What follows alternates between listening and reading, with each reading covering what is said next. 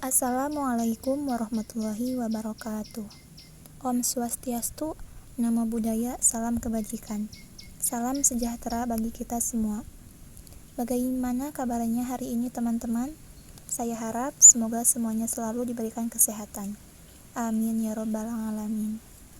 Pada kesempatan ini, kami dari kelompok 4 dari kelas 2 DPG SD yang beranggotakan Siti Yulianti, Eka Nuramdani, Restu Nurfadila, Arini Salsa Nabila, dan Popon. Di sini kami akan membahas materi tentang apresiasi dan kritik seni dengan pembahasan yang meliputi pendidikan seni rupa di SD, pengertian apresiasi seni, tujuan apresiasi seni, pembinaan apresiasi, pengertian kritik seni, jenis kritik seni, tujuan kritik seni, dan fungsi kritik seni. Pembahasan yang pertama yaitu pendidikan seni rupa di sekolah dasar. Pendidikan seni rupa di sekolah dasar masuk ke dalam rumpun seni budaya. Khusus membahas materi seni rupa, telah banyak materi yang diberikan sesuai dengan buku ajar seni budaya. Namun, tidak menutup kemungkinan guru berkreasi dari pengalaman atau dari pelatihan untuk diajarkan kepada siswanya. Menggambar merupakan materi yang sudah lumrah banyak dipelajari di semua sekolah. Sumber belajarnya baik dari buku ajar, internet, atau guru yang senang berkreasi dengan mencipta, mewarnai, atau melanjutkan gambar.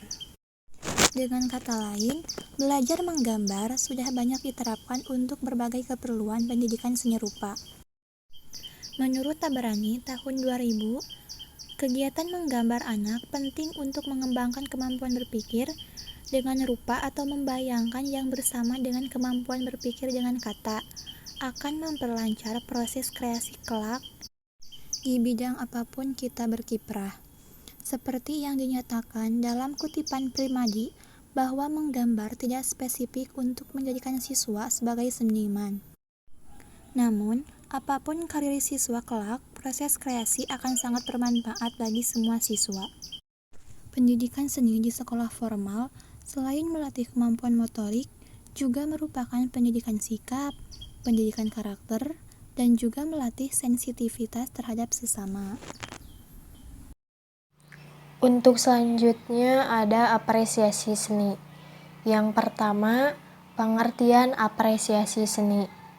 Secara umum, istilah apresiasi seni atau mengapresiasi karya seni berarti memahami sepenuhnya seluk-beluk karya seni serta menjadi sensitif atau peka terhadap segi-segi estetikanya.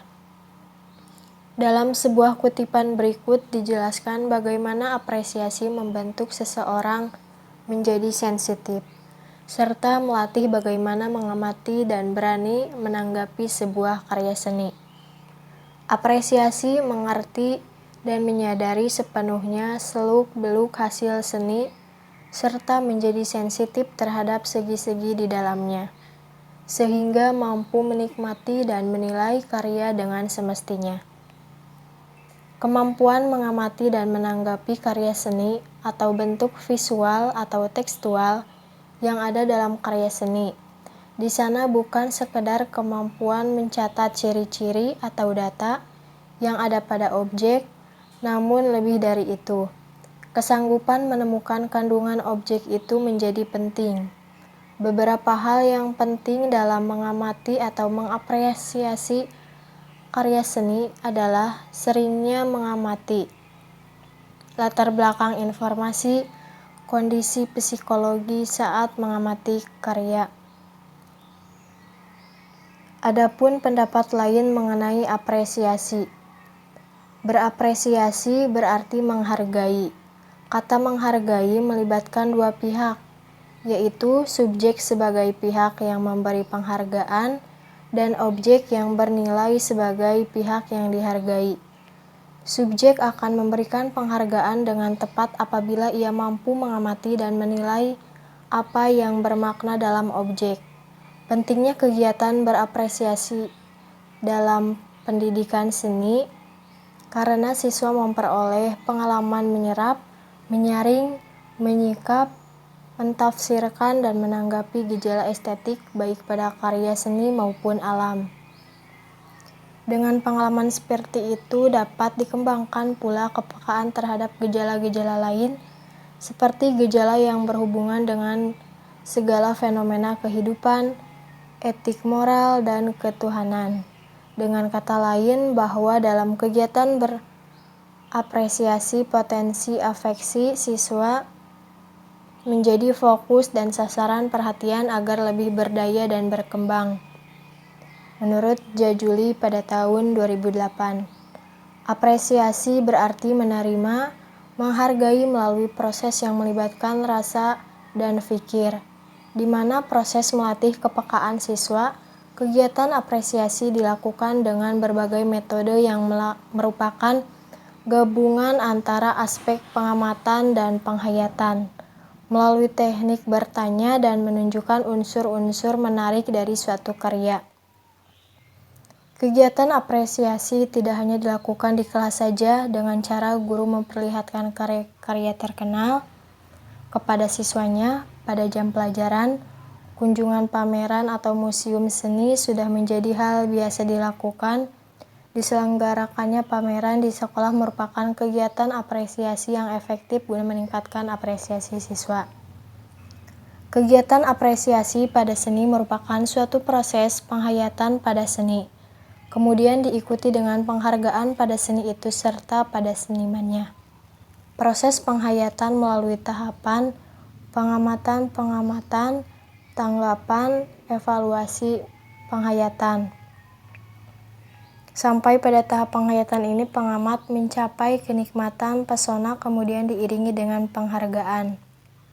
Apresiasi juga diartikan sebagai penghargaan itu sebenarnya menunjukkan satu rangkaian proses kegiatan yang dilakukan oleh seseorang dengan sadar dan tanpa prasangka. Selama proses kegiatan berapresiasi berlangsung, maka terjadilah wawancara antara pencipta dan pengamat melalui hasil karyanya.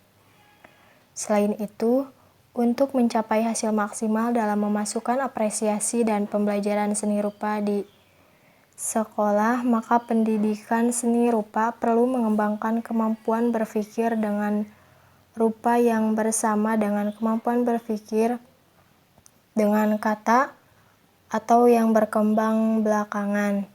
Penting artinya untuk memungkinkan proses kreasi kelak di bidang apapun kita berkiprah. Tabrani pada tahun 2000.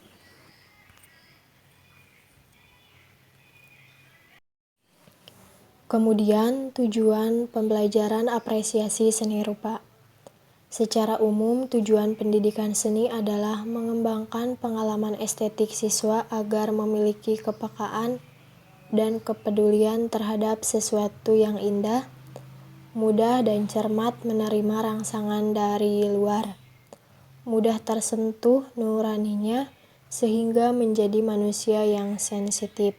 Menurut Jajuli pada tahun 2008. Untuk sekolah tingkat dasar, keberanian dalam berkarya dan menunjukkan apa yang telah ia buat sudah biasa dikatakan baik, karena tahapan dalam berapresiasi membutuhkan waktu yang panjang. Semakin sering berapresiasi, maka kepekaan akan estetika akan terlatih dengan sendirinya.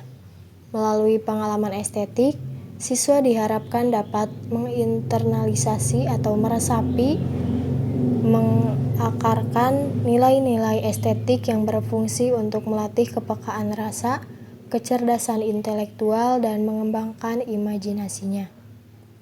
Adapun tujuan diberikannya pembelajaran apresiasi seni rupa di sekolah dasar yaitu untuk menumbuhkan kepekaan, keberminatan, keterlibatan, dan kepedulian peserta didik pada substansinya, yakni kesenian, sehingga dapat menanamkan pemahaman, pengalaman, dan penikmatan terhadap realitas kehidupan peserta didik. Untuk materi selanjutnya ada pembinaan apresiasi melalui pendidikan seni rupa di sekolah dasar. Pendidikan seni rupa di tingkat sekolah dasar menjadi sebuah keharusan ketika proses kreasi dan apresiasi ini berjalan berdampingan. Tidak timpang hanya kreasi atau hanya banyak di tahap apresiasi saja. Hal ini sangat mempengaruhi kualitas pribadi siswa tersebut. Keberhasilan pendidikan seni rupa ini akan kembali pada kemampuan guru memahami karakteristik seni rupa anak untuk diterapkan sesuai pada periodisasi seni rupa anak sesuai dengan porsinya. Untuk melaksanakan pembelajaran apresiasi seni rupa, guru dapat melakukan kegiatan-kegiatan antara lain. Yang pertama, mempelajari seni rupa dari sumber tertulis atau elektronik seperti buku, majalah, ensiklopedia, VCD, internet, dan lain sebagainya. Yang kedua, mengunjungi pameran seni rupa, galeri seni rupa, museum seni rupa, pasar seni, pusat-pusat kerajinan, dan sebagainya. Kemudian yang ketiga, mengunjungi atau mengundang seniman atau pengrajin untuk melakukan wawancara tentang pandangannya dan karyanya, serta membuat laporannya. Yang keempat, membuat sajian apresiasi seni rupa berdasarkan sumber dalam bentuk berbagai media, misalnya artikel, untuk majalah dinding atau blog internet, VCD, video untuk diunggah di internet, dan lain sebagainya. Kemudian yang kelima, membuat clipping seni rupa. Dalam menentukan kegiatan tersebut, guru perlu mempertimbangkan kelayakannya sebagai kegiatan individu atau kegiatan kelompok. Sebagai contoh, membuat clipping seni rupa cocok untuk kegiatan individu, karena setiap siswa mampu mengerjakannya dan hasilnya juga merupakan koleksi pribadi. Dengan melihat banyaknya unsur-unsur yang indah atau artistik, maka terciptalah pola gambaran mental pada dirinya tentang apa-apa yang dianggap kebanyakan orang sebagai hal yang indah atau seni.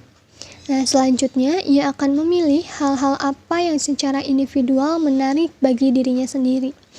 Nah, disinilah letak kebebasan siswa untuk menerima atau menolak, menyenangi atau kurang menyenangi sesuatu yang memungkinkan dirinya memiliki kepekaan individual atau sebagai apresiator, maupun sebagai individual jika ia berkarya. Kemudian, menurut Lowenfeld, ada beberapa diskusi tentang aspek desain atau harmoni, keseimbangan, ritme, kesatuan, fokus, dan lain-lain. Buruk seni, dan dengan demikian akan terbentuk apresiasi seni. Topik yang dibahas antara lain yang pertama, judul atau objek yang dipaparkan. Berkaitan tentang apa yang terlihat, apa yang aneh, apa yang menarik. Di sekolah dasar yang biasanya disukai anak-anak adalah representasi visual yang nyata, bukan karya abstrak atau karya yang membutuhkan pemikiran matang. Kemudian yang kedua ada warna. Peserta didik ditanya warna mana yang mereka anggap bagus dan indah, warna mana yang kurang intens atau matte yang menurut mereka aneh atau unik. Dan yang ketiga ada lokasi. Pertanyaannya adalah bagaimana menyesuaikan ukuran gambar dengan bidang gambar, didorong oleh kebutuhan akan keseimbangan untuk meningkatkan sensitivitas terhadap komposisi. Kemudian yang terakhir, yang keempat, penggunaan media. Pertanyaannya tentang teknik yang dapat menggunakan media, karakteristik media, dan bagaimana orang lain telah berhasil menggunakannya. Baik, yang selanjutnya saya akan membahas mengenai pengertian kritik seni dan jenis-jenis kritik seni. Sebelum itu, kita ke pengertian kritik seninya terlebih dahulu. Kritik seni sudah ada sejak zaman Romawi, diambil dari kata kritik pada zaman Yunani, krinein, yang berarti mengamati, membandingkan, dan menimbang. Perkembangan kritik seni mengalami beberapa perubahan. Pada zaman dulu lebih bersifat menghakimi, dan zaman sekarang justru lebih mengevaluasi atau meninjau. Kritik seni merupakan kegiatan menanggapi karya seni untuk menunjukkan kelebihan dan kekurangan suatu karya seni. Tanggapan dan penilaian yang disampaikan seorang kritikus dapat mempengaruhi kualitas suatu karya, bahkan dapat berpengaruh pada harga jual karya tersebut. Kritikus adalah orang yang melakukan kritik terhadap karya seni dan budaya orang lain maupun dirinya sendiri. Dilihat dari segi keilmuan, SEMC Bangun tahun 2000 menyatakan bahwa kritik seni merupakan kegiatan perseorangan. Dipandang dari segi keilmuan, kritik seni rupa adalah pengetahuan teoritis dan teknik penilaian mengenai presentasi keseni-rupaan. Dari segi proses, kritik seni rupa adalah kegiatan perorangan baik lisan maupun tulisan yang dipublikasikan kepada khalayak ramai. Nah, sedangkan dari segi produk, kritik seni adalah sekumpulan hasil opini para pengamat tentang presentasi keseni-rupaan yang mengandung nilai apresiatif, edukatif, dan dokumentatif. Kritik seni pedagogik diarahkan supaya siswa dibimbing untuk membicarakan karyanya atau mengapresiasi karya temannya. Guru merangsang agar siswa menceritakan bagaimana kehidupan atau minat siswa terhadap apa yang mereka buat ke dalam sebuah karya. Selain menelusuri latar belakang karya, siswa diharapkan juga berani mengungkapkan gagasan berkarya baik secara lisan maupun secara tulisan. Nah, dalam proses pembelajaran, seorang pendidik memiliki peranan sebagai seorang kritikus karya-karya siswa sebagai motivasi, responsi, evaluasi, atau reinforcement. Peranan pendidik tersebut berfungsi untuk membina kemandirian kreasi dan ekspresi siswa. Dari sudut kependidikan, kritik merupakan hal yang integratif dengan sistem pembelajaran. Nah, jadi peran utama seorang kritikus itu sebagai pendidik masyarakat dan ikut mencoba memberikan rumusan bentuk budaya masyarakatnya. Nah, yang selanjutnya ada jenis-jenis kritik seni. Ada 4 ya. Yang pertama, kritik jurnalistik. Tipe kritik ini ditulis untuk para pembaca surat kabar dan majalah atau disampaikan secara terbuka. Tujuannya memberikan informasi mengenai berbagai peristiwa dalam dunia kesenian. Nah, isi dari kritik jurnalistik ini biasanya berupa ulasan ringkasan yang jelas tentang suatu pameran, pementasan, konser, atau jenis pertunjukan yang lainnya. Nah, yang kedua ada kritik pedagogik. Tipe kritik ini tuh diterapkan dalam kegiatan proses belajar mengajar ya di lembaga pendidikan kesenian. Nah, jenis kritik ini biasanya dikembangkan oleh guru kesenian. Tujuannya apa sih? Tujuannya untuk mengembangkan fakta dan potensi artistik, estetik peserta didik agar mempunyai kemampuan mengenali bakat dan potensinya. Nah, yang ketiga ada kritik ilmiah. Nah, kritik ini tuh melakukan pengkajian nilai seni secara luar, mendalam, dan sistematis, baik dalam menganalisis maupun mengkaji banding kesejarahan critical judgment. Biasanya penilaian kritik ilmiah ini tidak bersifat mutlak ya, karena jenis kritik ini tuh sifatnya terbuka dan siap dikoreksi oleh siapa saja demi penyempurnaan dan mencari nilai karya seni yang sebenarnya. Nah, yang terakhir ini ada kritik populer. Kritik ini tuh berkembangnya di seluruh dunia ya, termasuk Indonesia. Tipe kritik populer ini suatu gejala umum dan kebanyakan dihasilkan oleh para kritikus yang tidak ahli, terutama dilihat dari aspek profesionalisme, kritisme seninya. Sekian pemaparan dari saya serahkan lagi kepada teman saya. Terima kasih. Nah, yang selanjutnya yaitu tujuan dari kritik seni. Tujuan dari kritik seni adalah pemahaman pada karya seni dan ingin menemukan suatu cara guna mengetahui apa yang melatar belakangi suatu karya seni dihasilkan, serta memahami apa yang ingin disampaikan oleh si pembuatnya, sehingga hasil kritik seni ini benar-benar maksimal dan secara nyata dapat menyatakan baik buruknya suatu karya.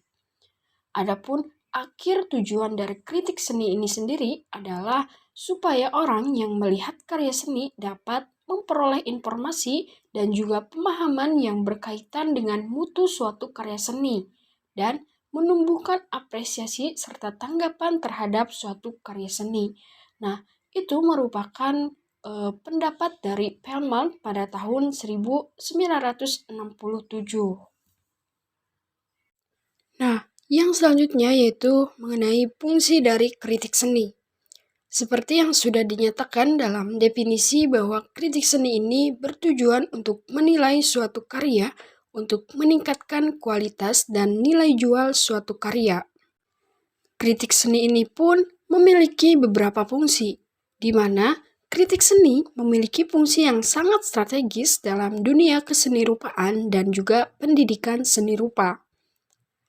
Fungsi kritik seni yang pertama dan utama ialah menjembatani persepsi dan juga apresiasi artistik dan estetik karya seni rupa antara pencipta, karya, dan juga penikmat seni.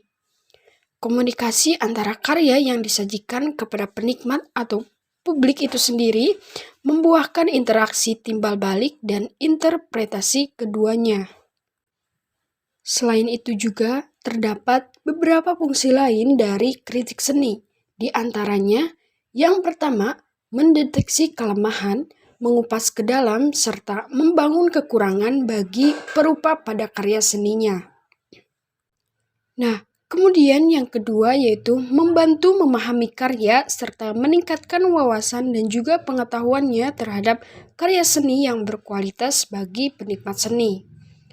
Kemudian, yang ketiga yaitu kritik dengan gaya bahasa lisan maupun tulisan yang dimana berupaya mengupas, menganalisis, diharapkan memudahkan bagi seniman dan juga penikmat untuk dapat berkomunikasi melalui suatu karya seni.